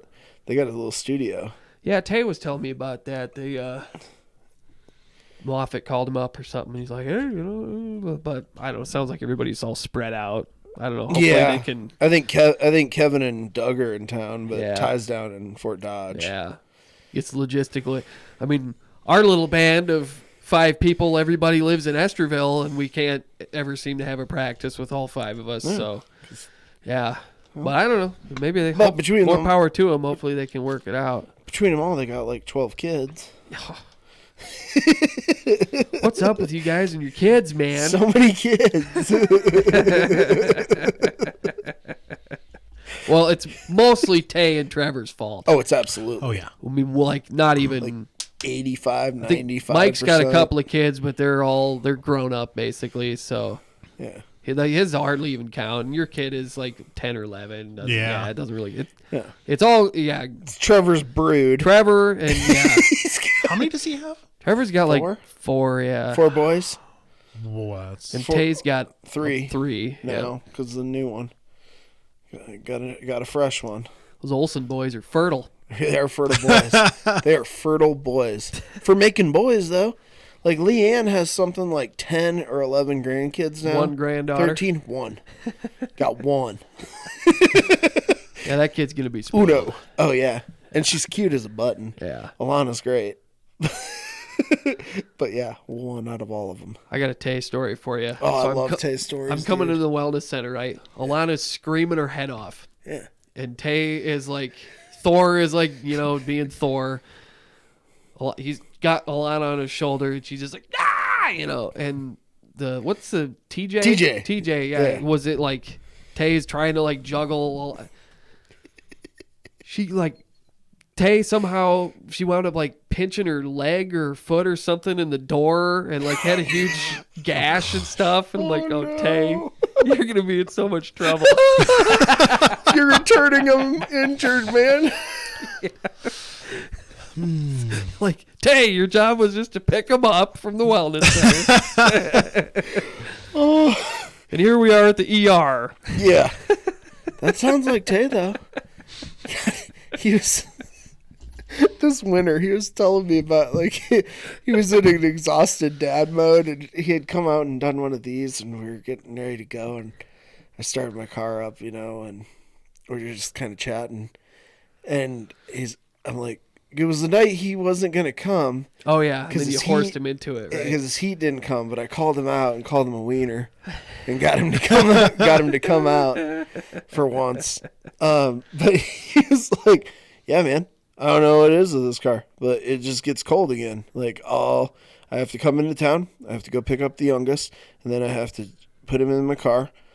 And then I go out to the wellness center, have to turn off the car, take in the youngest to go get the other 2.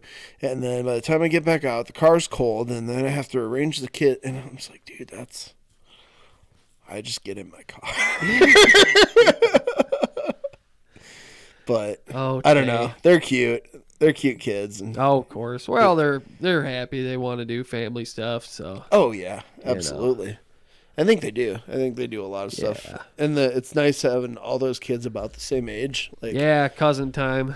Lots of cousin time. Cousin time's fun. It's nice for those kiddos. Yeah, I had cousins that were about my age, and that was always a good time. Yep, sames. I remember when I randomly met your cousin one time in like Minneapolis or Iowa City. Oh yeah, Rachel.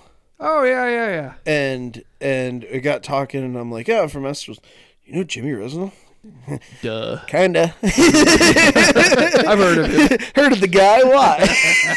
That's my cousin. Yeah. Small world thing. Yeah, go figure. Huh. Yeah, somebody else knows Rachel's sister Holly pretty well. I think it's one of the Asman kids. Oh. Like, because I think they both went to UNI at the same time. Okay. And that was a weird, like, whoa. Absolutely. All roads lead back to Northwest Iowa, dude. Northwest Iowa, yeah. Absolutely. It's wild. Well, I saw the Gorzes. Yep. What's the older one? Greta? Greta's one of the daughters. Yeah, Greta, Ingrid. Ellen's the youngest I know. Ellen's the one that I know the best. Same. She went to St. Olaf. Yep. And so we were in the same class at St. Olaf, and I was wearing my St. Olaf hoodie over at the lakes, and her sister just came up to me and started singing the fight song. And Megan and I are trying to eat at the Kaboji store. Megan's weirded out, and I'm like, no, this is what they do. Like, this is what the Olis do. So I'm like, oh, yeah, yeah. She's like, well, where are you from here? I'm like, yeah, from Esterville. I knew one girl from over here that went to Spirit Lake, Ellen, of course. She's like, It's my sister. Funny. Yeah. I haven't seen her in years, though. I don't know what she does anymore. Yeah. Lost track of her, man. Good cat. Most deaf. Any other subject matter, fellas? We running out of steam? Yeah, I don't really know much. The news has just been, it's just so overly dominated by Washington right now. It's kind of annoying. You know? Yeah, the Mueller stuff seems to be got the never-ending story, huh? Yeah, that'll, will he testify? Won't he testify? Oh, now he's not a member, now he's not an employee of the DOJ, so he can testify. Oh, but he doesn't want to testify in public, but he should testify in public. Oh, let's just impeach. Oh, let's not impeach. Yeah. It's a soap opera, and not that I don't follow it daily. I do. But it makes me not listen to any other I don't know when other cool things happen, I feel like, because it's all drowned out by all that noise. Yep. Yeah. Which maybe that's the plan. I guess. They have me no longer paying attention to them, so they win. Yeah. Seriously. I think the only thing I know that happened, nationwide wise, was that shooting out in Virginia. Yeah, somebody went postal out there. City employee. Killed 11. Shot. I think there were 12 confirmed dead when I saw the thing pop up on news. There were 6 or 7 that went to the hospital, and I didn't know what happened with them. One was a cop. He was saved by his bulletproof vest. He was killed by cops because he got in a shootout at the end or something. Yeah. So let me pose this question to the group. Pose away. With those shooting stories, this is maybe a little conspiratorial here. Okay, but what do you think about the amount of coverage, the duration of the coverage, that sort of thing, when details of the shooting have certain particulars, if you know what I'm saying? Like assault rifle involved, or the New Zealand guy had a manifesto, and there was the crazy element to it and that sort of thing, like Dylan Roof and the white supremacy thing, and where do you remember that one from 2 weeks ago where there was a school shooting in Colorado, and I think maybe it was only one death, and it was 2 dead or something. One was a shooter. I'd heard about it. I didn't. Yeah, and hardly got any airtime at all. But the Parkland one, on the other hand, with the AR-15, well, it was also on involved for a lot weeks. more dead kids. Yeah, well, some people, like the conspiracy crowd, because one of the shooters in the Colorado one was a transgender teen or something, and somebody else didn't quote unquote fit the narrative or whatever. So sweep this one under the rug and let's wait for one that's a little more anti-gun agenda. What do you guys think about that? I honestly, in the newsroom, nothing would surprise me. It really wouldn't. I don't know. I honestly don't know. We'll see what happens with this Virginia thing, see how long the news cycle lasts on it. It was, what did you say? It was 245s? Yeah. Yep, 245 245s, handguns with silencers. With suppressors. Given the fact that they're, I don't know. We'll have to wait and see how this one turns out. But I think the more carnage, the longer the news cycle. Right. That's just kind of how I'm reading the picture right and now. My whole thing is kind of like what Adam's saying too. If it's better for ratings, it's going to be on longer. Yep. And unfortunately, more dead is better for ratings, and pushing a specific agenda is better for ratings, because then you can bring in the experts on both sides, and then the NRA can weigh in, and then the ACLU or any other, thinkblue.org can come in and talk, and then someone can talk about it on the floor of the House. And I don't know. I'm less conspiratorial towards it, just because I think there's plenty on both sides. I don't see the government actively trying to change the Second Amendment anytime soon. Really? No, I think really that's all it boils down to. And less carnage, less time on the air, more carnage, more time on the air, unless it involves a bunch of Well, Vegas. How many were killed in Vegas? That was like 50 something, I think, right? 50, 60. And how long was the news cycle on that? Not very long. Yeah. It's hard for me to remember exactly. That one turned into this weird like, and bump enigmatic stock stuff. Like, oh, the bump stock is a problem. But you know? the story itself didn't last very long. Yeah. The story became about bump stocks, not the fact that 52 people at a country concert were shot. Right. Right. So well, the guy also like didn't have anything super interesting about him, was Yeah. it? It just kind of went off. Like he didn't have a real manifesto. He didn't have a like this is why I'm doing it type thing. Yep. So that goes against my argument with more carnage, more news time. Yeah. Yeah. But it's a ratings But thing. it's a ratings thing, and I think more interest. Like if there's more angles to the story, I think it definitely fuels the fire a little longer. How do you guys feel about?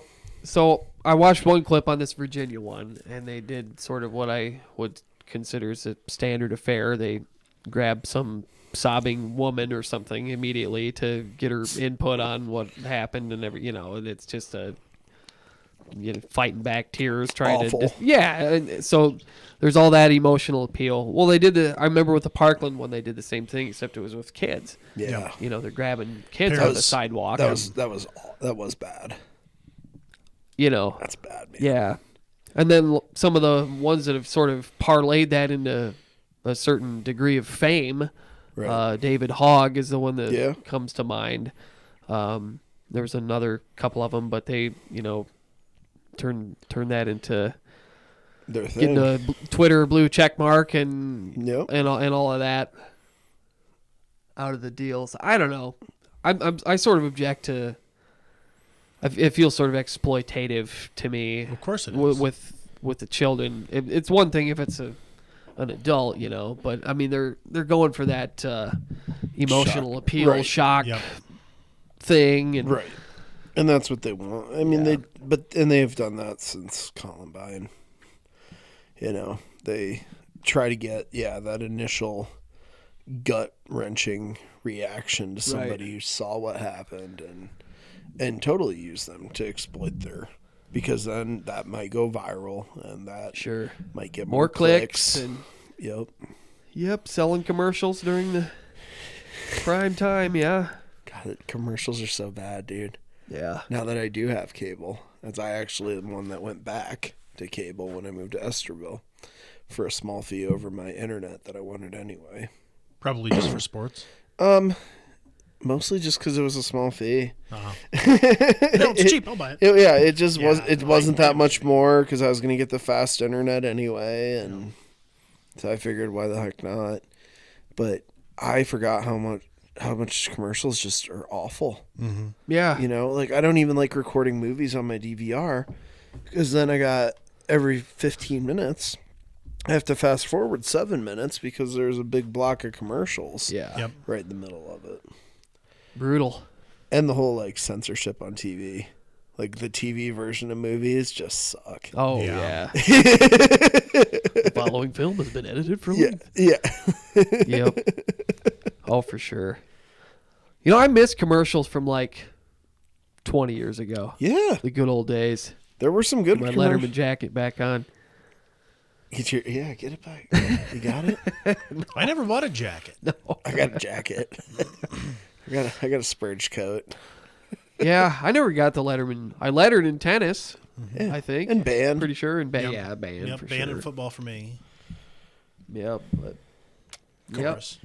I had a jacket. No, the commercials they were more, it was less, but they're all geared towards audience and who watches cable TV. Old people. And so you're going to get boner pill videos. You're going to, cholesterol medicine. Cholesterol medications. Hemorrhoids. Well, and then you get the random, if you have this form of multiple sclerosis, try this new injectable drug commercial, which I don't understand why they advertise things like that. Like new cancer drugs, new MS drugs. Your population's small, relatively.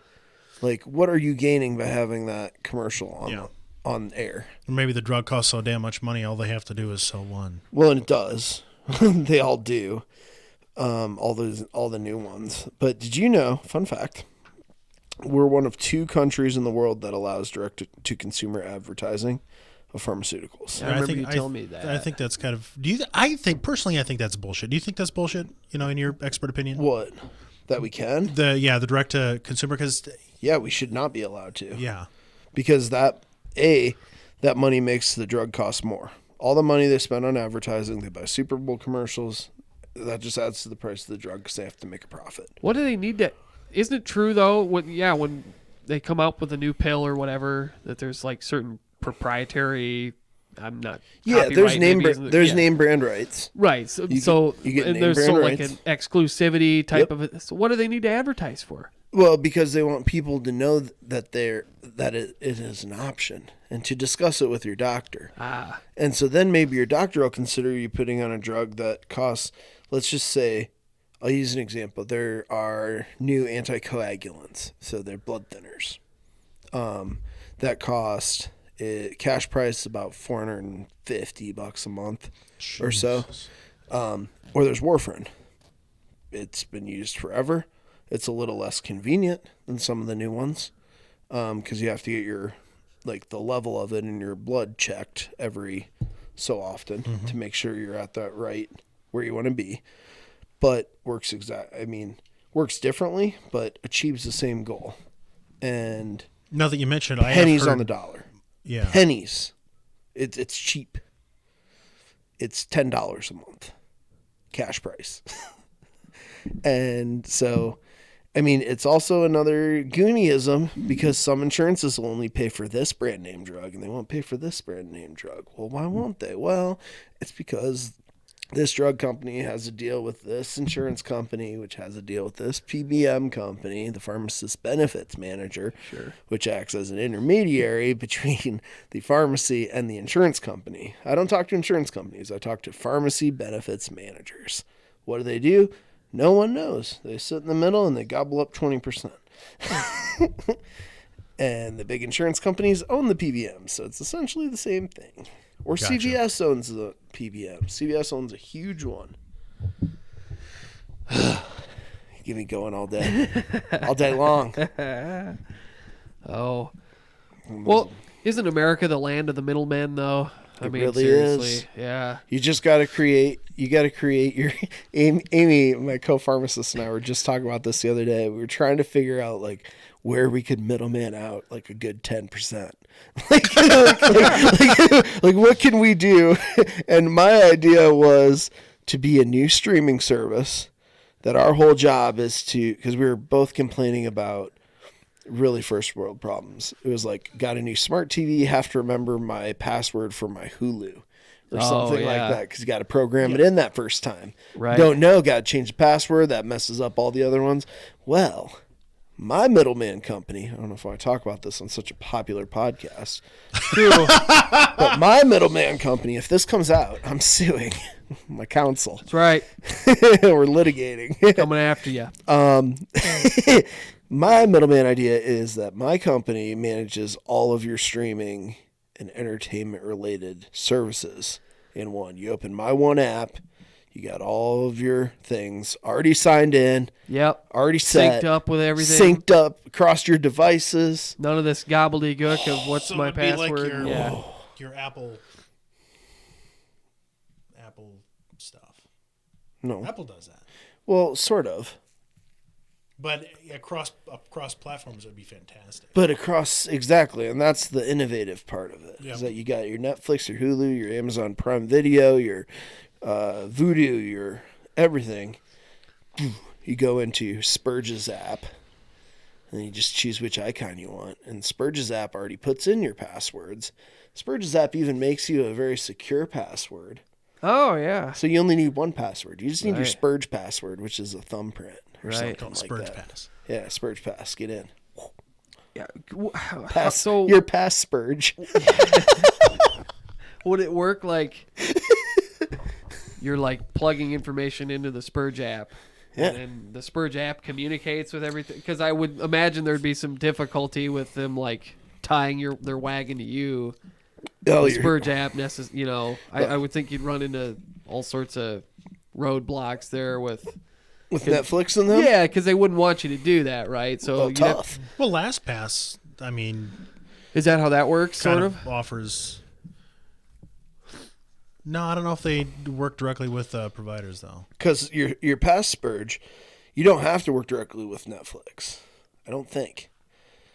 The way I envision it is you just have a route through my app to each of these apps. And it just does all the work for you. My app does the work for you. Yeah. By putting in all your passwords, you just click on my app, choose which one you want, it boots it up and automatically inputs your info. Right. In. Despite if you're on your TV or on your phone or on your tablet or on your laptop, or you just need your Spurge Pass. I think Pass I'm on your Spurge. wavelength because I don't see how they could keep your app from like accessing From starting their app. From starting their app. Yeah. Exactly. My app's just middleman.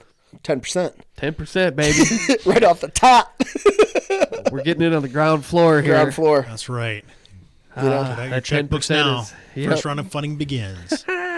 Kevy, you work on the new recruits out there at Iowa Lakes. Yep. Find me a good code monkey. Yeah, we can get cheap code monkeys. Yeah, Kevin give him credit. Yep. Better yet, free code monkeys. Free code monkeys. Woo-hoo-hoo. Interns. Well, Spurge, since you're the brains of the operation, I suppose you'll be CEO of this company. Pass Spurge, yeah. Yep, I'm going to do that. Obviously. Yeah. Hopefully I can be chief legal counsel. Oh, yeah. Yeah. Oh, I'm going to have a big, nice corner office in San Francisco or something like that. Probably. Yeah. Yeah, I'd guess we're moving to San Fran. Yeah. It's all right. Pelosi's hood. Sure, whatever. Well, if you make enough money, all the taxes and stuff, it's like, yeah, whatever. Who cares? Once you climb that threshold. Exactly. That's the thing. We got to get that Zuckerberg money. I read an article about him. He's got his own personal AI, like assistant, in his house called Jarvis, because he wants to be Iron Man, and it's voiced by Morgan Freeman. That's awesome. Right. Anything voiced by Morgan Freeman is awesome. And imagine being your personal assistant and be like, Jarvis, schedule me a coffee date for tomorrow. All right. And this is the voice of God booming through your house. Wow. Huh. What a weirdo, though. Zuck's a turd. I'm not a huge fan. He's not my favorite tech mogul. Yeah. I'm an Elon guy. I am too. I like Musk. I got railed one time. I said, I don't know, I was kind of talking on my ass, but I was like, that Elon Musk I sort of forgot about the rocket stuff, you know. I was like, yeah, that kind of blanked me. I was like, that Elon guy is kind of overrated, you know, whatever. He makes these electric cars and then had a flamethrower or something, whatever. Like, he went to space, you know. Or I'm like, oh, yeah. Oh, yeah, there's that. Well, in how many years did he do something that NASA wasn't able to do? I mean, they're pretty fucking incredible. Yeah, he's the guy, kind of. Mm-hmm. He's a weird genius. The Hyperloop idea, that's rad. Yeah. They got, have you heard about that, Jim Bob? Is that the underground tunnel the thing? tunnels, yeah. That's like a maglev train, and then a friend of mine that worked at the lab with me, when he was out for a work thing in California, and got to go to one of their like propulsion tests out at the Hyperloop testing grounds and stuff. I was just so jealous. Like all that super nerdy, like, oh, you can't make that. Well, here, I'm going to buy up boring equipment and just start making tunnels under LA. What you gonna do? like, that's so cool. I want to make a spaceship. Let's make a spaceship. Yeah. Yeah, the space stuff is pretty rad. It will. It'll be interesting to see who does the first commercial. If it'll be him or if it'll be Virgin Galactic, because Richard Branson's throwing a ton of money into Virgin Galactic, and whoever does it, like, it's going to be done in our lifetime, which is rad. Yeah. And I just hope it becomes doable enough that it becomes affordable enough for me to bucket list, because I want to float. Yeah. Without being in a puke plane. Right. Doing the puke drops. To actually get into orbit. Actually get in orbit. Comet. Yeah. Yeah, I want to see the curve. I want to be in space. Finally dispel all the controversy about this flat Earth business. All the fake news Kyle stuff. God, he's the worst. Do we have any flat earthers in our podcast? I don't know. No. Ben Chunkweiler's a donut earth. He's a donut earther. Yeah, it's a little different. Yeah. It's a donut. Yeah. And Adam is still staring at me like, quizzically. Yeah, yep. No comment. Donut Earth, Adam. Ben. Look into it. It's probably been no, it hasn't been quite a year. He'll be back around Thanksgiving time or so. We'll have to have him on again. Oh yeah. I haven't seen him in close to 20 years. Did you watch his episode yet? No, I haven't. Oh man, that's a good one. Because it was him and who? Him and Tony 2. Oh, T2 was epic. here. That was I great. want to be on when Ben comes back. Yeah, that would be fun. That was a really. I always got a kick out of Ben. That was like a 2.5 hour cast. Oh yeah. too. Well, this one's getting close. Hanging out, yeah. It was a lot of hanging out, and Ben was pounding stouts. And Oh man. just It got crazier. it did. I had to leave, and then it got weird. Yeah, dude. We were. That's when we got into Donut Earth stuff. Donut Earth, yeah. I mean, I get it. Yeah. I don't know, man. I think to an extent, you watch Joe Rogan and you see what's his nuts. What's the dude that's out every conspiracy? Eddie Bravo. Eddie Bravo. You see Eddie Bravo on there talking like he truly believes this stuff. Like, how much of that's a show? Yeah. Because flat Earth. Come on. Come on, man. Yeah. And he says it's because we don't have a picture of the full Earth, man. NASA even says they have an artist that does the composites, and it's a composite, man. But, well, yeah, dude, because it's a lot of pixels. Right. Yeah, I don't know. It's just one tiny gap in the story somewhere. Well, not even necessarily a gap. No. It's just like something silly to. I did read a spin it thing into a that a conspiracy. whole big boat full of flat earthers were going to try to walk across Antarctica to find the ice wall. So they'll probably die. Yeah.